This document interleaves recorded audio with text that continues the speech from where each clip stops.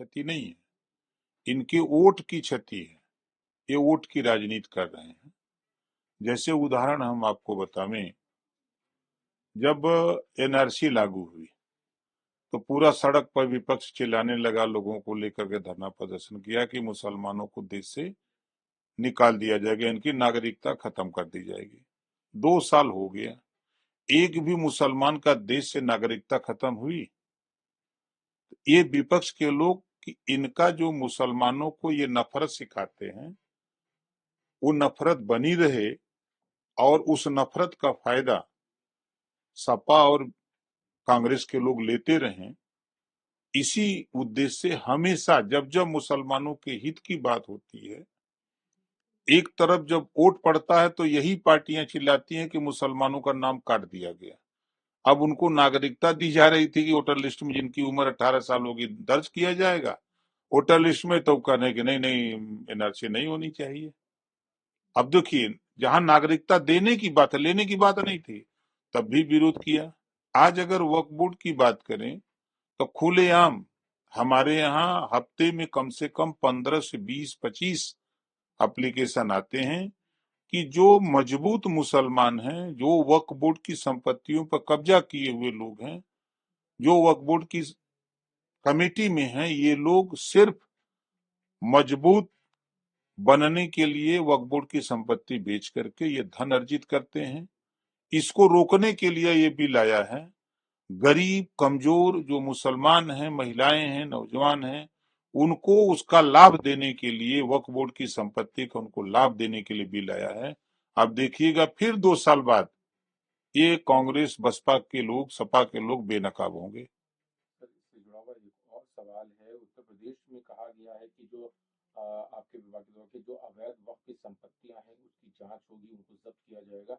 इसका क्या प्रोसीजर है, किस किस जगह पे जिलाधिकारियों को दिया गया, और कितनी अवैध है, क्या उसका कोई ब्यौरा है, और कितनी रजिस्टर्ड है शिया और सुन्नी सेंट्रल वक्फ बोर्ड में? देखिए, 57,792 ऐसे रकबे आए हैं जो वक्फ बोर्ड की संपत्ति के नाम से मिली है, जिसमें 1,01,771 एकड़ जमीन पूरी अब तक सर्वे में मिली है। अब जहां आपत्ति आएगी, जैसे नियम था कि निजी संपत्ति पर भी वक्फ बोर्ड ये कह देता था कि ये हमारी संपत्ति है, तब वो जाता था वक्फ ट्रिब्यूनल कोर्ट में, वहां वो फैसला हो जाता था उसके पक्ष में कि ये वक्फ बोर्ड की संपत्ति है, वही आखिरी सुनवाई होती थी। अब वो सुनवाई रेवेन्यू कोर्ट से लेकर के हाई कोर्ट, सुप्रीम कोर्ट तक जाने का अधिकार सरकार ने नए बिल में प्रस्ताव पास किया है। तो अब इससे उनका लाभ होगा। अब अगर कोई व्यक्ति कहेगा कि ये वक्फ बोर्ड की संपत्ति नहीं है, तो उनकी संपत्ति उनके नाम से है, उनको अगर दान दी गई है तो कोई कागज बना होगा, या उन्होंने रजिस्ट्री कराई होगी, या वक्फ बोर्ड के नाम से दर्ज है। 1359 फसली में अगर है तो उनका है, नहीं है तो जैसे अभी आपने देखा कि नाले पर ये रियल इस्टेट वालों ने बिल्डिंग बना के बेच दिया। जब जांच हुई कि तो ये तो नाला है, उसी पे लोगों ने बना दिया, तो सब ध्वस्त हो गया। एक सवाल जो लोगों के बीच में भ्रांति है, मुस्लिम समाज के बीच में, कि जो मस्जिद है, मदरसे हैं, खानका है, कब्रिस्तान है, इनकी जो वक्फ बाय यूजर के अंदर जो जमीन आती है उस पे भी वो होगा। उनका कहना ये है कि रजिस्ट्री का कानून 1905 में आया, और अगर उससे पुरानी कोई जमीन है जिसपे मस्जिद चली आ रही 200-300 साल पहले, जब अगर कोई कागज नहीं है, तो उसके लिए क्या होगा? जिसको लेके कई भ्रांतियों को लेके यही जो प्रश्न उठ रहे हैं। तो वो अपनी जो मन में भ्रांति पैदा किए हैं वो भ्रांति दूर कर लें। अगर किसी की इबादत बनी है, मस्जिद हो, गुरुद्वारा हो, चाहे कोई चीज बना है, तो उस पर सरकार कोई कदम उठाने नहीं जा रही है कि उसको खाली कराने जा रही है।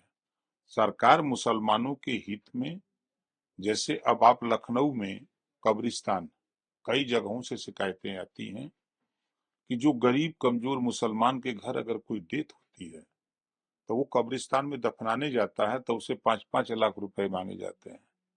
वो बेचारा गरीब कहाँ से देगा? वो संपत्ति सभी, कब्रिस्तान तो सभी लोगों की है जितने लोग मुसलमान हैं। अब उसका मालिक एक आदमी बन के बैठा है, गद्दी, गद्दीधीश कहते हैं उसको हमारी भाषा में, कि नहीं अब वो इसमें उसी वही दफनाएगा जो 5 लाख देगा, 4 लाख देगा, 2 लाख देगा। ये कौन सा है? तो वो अधिकार उसके पास नहीं रहेगा। अब वो वक्फ बोर्ड की वक्फ की जमीनें हैं, तो अगर वो कब्रिस्तान के नाम से दर्ज है तो कब्रिस्तान में सबको दफनाने का अधिकार है, किसी से रिश्वत लेने की जरूरत नहीं पड़ेगी।